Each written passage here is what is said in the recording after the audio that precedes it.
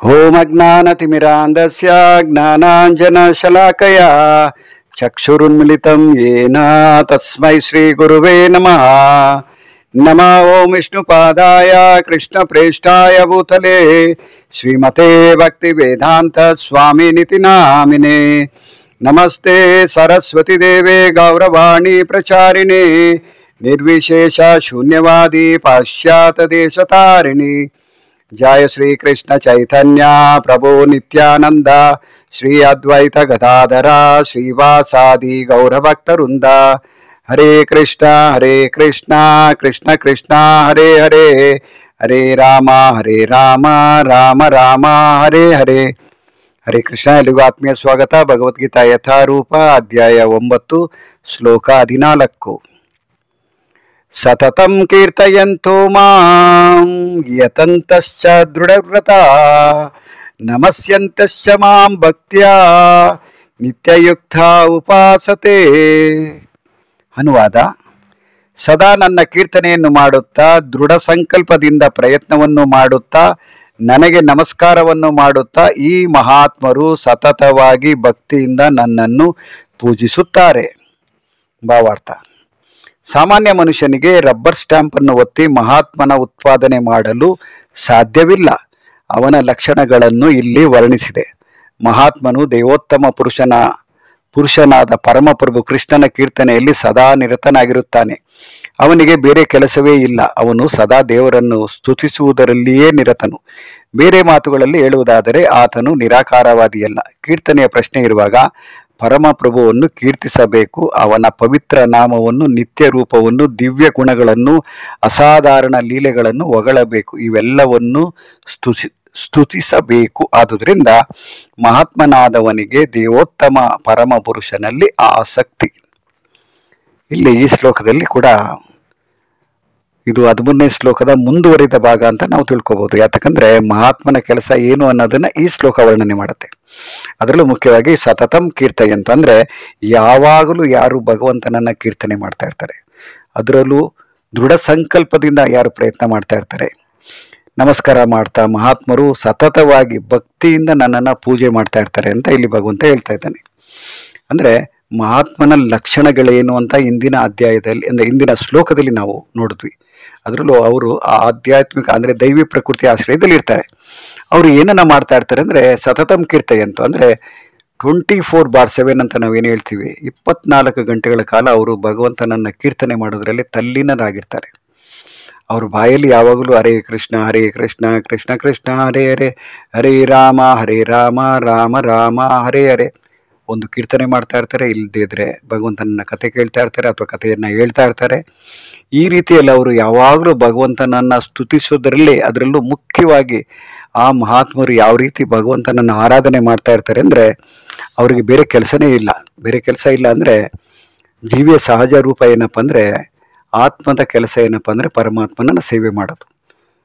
ಅದೇ ಆತ್ಮ ಪರಮಾತ್ಮನ ಸೇವೆ ಮಾಡೋದನ್ನು ಬಿಟ್ಟು ಬೇರೆ ಯಾವುದೇ ರೀತಿಯಲ್ಲಿ ಬೇರೆ ದೇಶಕ್ಕಿರ್ಬೋದು ಅಥವಾ ಜಾತಿ ಇರ್ಬೋದು, ಜನಾಂಗ ಇರ್ಬೋದು, ಕುಟುಂಬ ಇರ್ಬೋದು, ಯಾರಿಗೇ ಸೇವೆ ಮಾಡಿದ್ರು ಕೂಡ ಆತ್ಮಕ್ಕೆ ಸಂತೋಷ ಸಿಗೋದಿಲ್ಲ. ಅದನ್ನು ಅರ್ಥ ಮಾಡ್ಕೊಂಡಿರ್ತಕ್ಕಂಥ ಈ ಜೀವಾತ್ಮ ಅಂದರೆ ಈ ಮಹಾತ್ಮರು ಭಗವಂತನನ್ನು 24 ಗಂಟೆಗಳ ಕಾಲ ಕೀರ್ತನೆ ಮಾಡ್ತಾ ಇರ್ತಾರೆ. ಮುಂದಿನ ಭಾಗದಲ್ಲಿ ಪ್ರಭುಪಾದರ ಭಾವಾರ್ಥದಲ್ಲಿ ಮತ್ತಷ್ಟು ವಿಷಯ ಹೇಳ್ತಾ ಹೋಗ್ತಾರೆ. ಪರಮಪ್ರಭುವಿನ ನಿರಾಕಾರ ಸ್ವರೂಪವಾದ ಬ್ರಹ್ಮಜ್ಯೋತಿಯಲ್ಲಿ ಆಸಕ್ತನಾದವನನ್ನು ಭಗವದ್ಗೀತೆಯಲ್ಲಿ ಮಹಾತ್ಮನೆಂದು ವರ್ಣಿಸಿಲ್ಲ. ಮುಂದಿನ ಶ್ಲೋಕದಲ್ಲಿ ಅವನನ್ನು ಬೇರೆ ರೀತಿಯಲ್ಲಿ ವರ್ಣಿಸಿದೆ. ಮಹಾತ್ಮನು ಶ್ರೀಮದ್ ಭಾಗವತದಲ್ಲಿ ವರ್ಣಿಸಿದಂತೆ ವಿಷ್ಣುವಿನ ವಿಷಯವನ್ನು ಕೇಳುತ್ತಾ ಆತನ ಸಂಕೀರ್ತನೆಯನ್ನು ಮಾಡುತ್ತಾ ಭಕ್ತಿ ಸೇವೆಯ ಬೇರೆ ಬೇರೆ ಕಾರ್ಯಗಳಲ್ಲಿ ಸದಾ ತೊಡಗಿರುತ್ತಾನೆ. ಯಾವುದೇ ದೇವತೆಯ ಅಥವಾ ಮನುಷ್ಯನ ಸೇವೆಯಲ್ಲಿ ಅಲ್ಲ. ಇದು ಭಕ್ತಿ. ಶ್ರವಣಂ ಕೀರ್ತನಂ ವಿಷ್ಣು ಮತ್ತು ಸ್ಮರಣಂ. ಅವನ ನೆನಪು 5 ದಿವ್ಯ ರಸಗಳಲ್ಲಿ ಯಾವುದಾದರೂ ಒಂದು ರಸದಲ್ಲಿ ಕಟ್ಟ ಕಡೆಗೆ ಪರಮಪ್ರಭುವಿನ ಸಹವಾಸವನ್ನು ಪಡೆಯಬೇಕು. ಇದು ಇಂತಹ ಮಹಾತ್ಮನ ವಜ್ರ ಸಂಕಲ್ಪ. ಈ ಯಶಸ್ಸನ್ನು ಸಾಧಿಸಲು ಅವನು ಕಾಯ ವಾಚ ಮನಸ ಎಲ್ಲ ಚಟುವಟಿಕೆಗಳನ್ನು ಪರಮಪ್ರಭುವಾದ ಶ್ರೀ ಕೃಷ್ಣನ ಸೇವೆಯಲ್ಲಿ ತೊಡಗಿಸುತ್ತಾನೆ. ಇದನ್ನು ಸಂಪೂರ್ಣ ಕೃಷ್ಣ ಪ್ರಜ್ಞೆ ಎಂದು ಕರೆಯುತ್ತಾರೆ. ಈ ಭಾಗದಲ್ಲಿ ಪ್ರಭುಪಾದರು ಮಹಾತ್ಮನ ಇನ್ನಷ್ಟು ವರ್ಣನೆ, ಅದರಲ್ಲೂ ಮುಖ್ಯವಾಗಿ ಶ್ರೀಮದ್ ಭಾಗವತದಲ್ಲಿ ವಿಷ್ಣುವಿನ ವಿಷಯ ಏನೆಲ್ಲ ವರ್ಣನೆ ಆಗಿದೆ ಅಂದರೆ ಸುಮಾರು 18,000 ಶ್ಲೋಕಗಳಲ್ಲಿ ಭಗವಂತ ಮತ್ತು ಭಗವಂತನ ಶುದ್ಧ ಭಕ್ತರ ವರ್ಣನೆ ಆಗುತ್ತೆ. ಅದರಲ್ಲೂ 12 ಸ್ಕಂದದಲ್ಲಿ ನಾವು ಓದ್ತಾ ಇದ್ದರೆ ಶ್ರೀಮದ್ ಭಾಗವತನ ಎಷ್ಟು ಬಾರಿ ಓದಿದ್ರು ಕೂಡ ಮತ್ತೆ ಮತ್ತೆ ಓದಬೇಕು ಅನ್ಸುತ್ತೆ.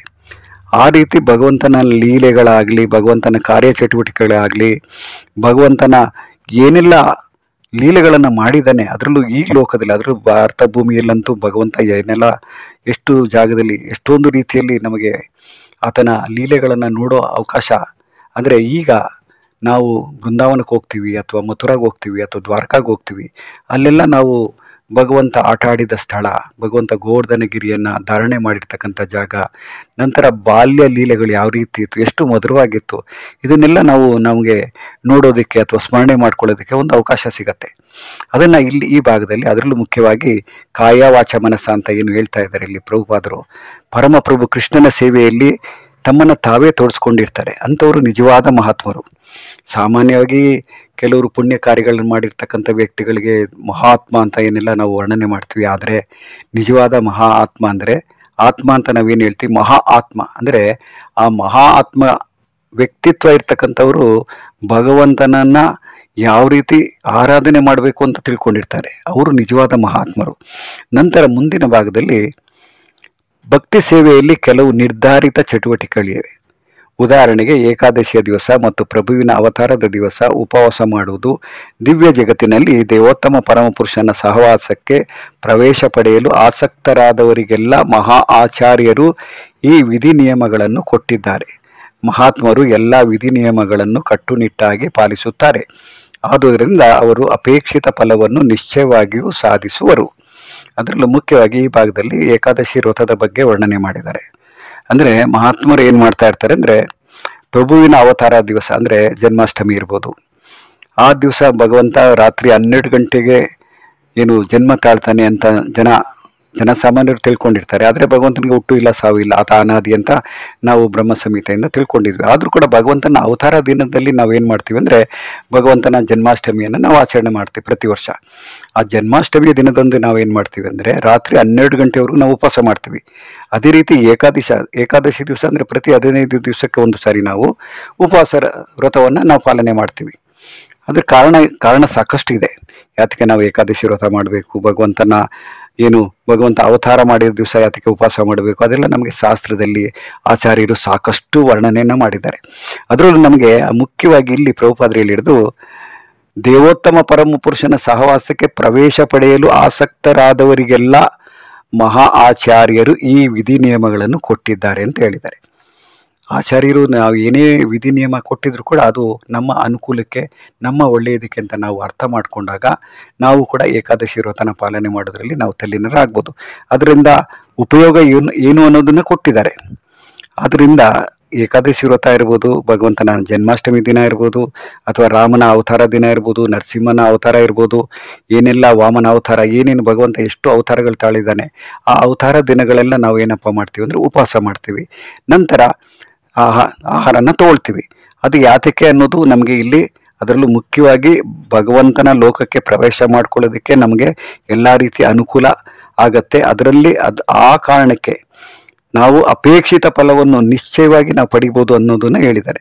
ಮತ್ತು ಈ ಭಾವಾರ್ಥದ ಕೊನೆಯ ಭಾಗದಲ್ಲಿ ಈ ಅಧ್ಯಾಯದ 2ನೇ ಶ್ಲೋಕದಲ್ಲಿ ವರ್ಣಿಸಿದಂತೆ ಈ ಭಕ್ತಿ ಸೇವೆಯು ಸುಲಭ ಮಾತ್ರವಲ್ಲ, ಅದನ್ನು ಸುಖವಾದ ಮನಸ್ಥಿತಿಯಲ್ಲಿ ನಡೆಸಬಹುದು. ಇದಕ್ಕಾಗಿ ಯಾವುದೇ ಕಠಿಣವಾದ ಪ್ರಾಯಶ್ಚಿತ್ತವನ್ನಾಗಲಿ ವ್ರತವನ್ನಾಗಲಿ ನಡೆಸಬೇಕಾಗಿಲ್ಲ.